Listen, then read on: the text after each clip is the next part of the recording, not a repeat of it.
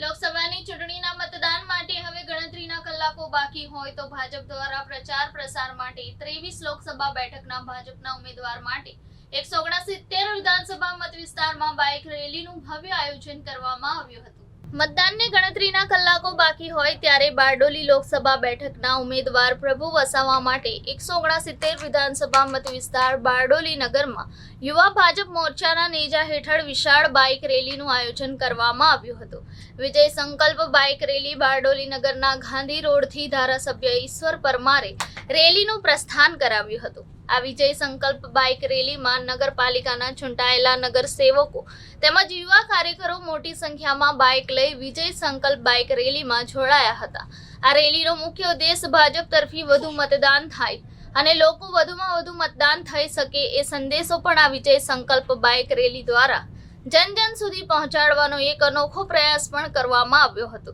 આ bike rally Bardoli નગરના મુખ્ય માર્ગ પરથી પસાર થઈ અલંકાર ટોકીઝ ખાતે સમાપન કરવામાં આવી હતી। બારડોલી, મહુવા, પલસાણા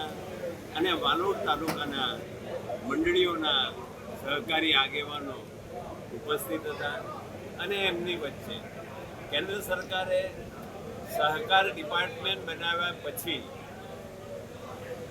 જે લાભો આપણને આપ્યા છે, વિશેષ રીતે કામ જે કરવા માગે છે એના અનુસંધાનમાં ચર્ચા થઈ અને રાજ્ય સરકાર અને કેન્દ્ર સરકારમાંથી જે યોજનાઓ ચાલે છે એ યોજનાઓનો અમલ આપણે છેવાડાના મંડળી સુધી કરીને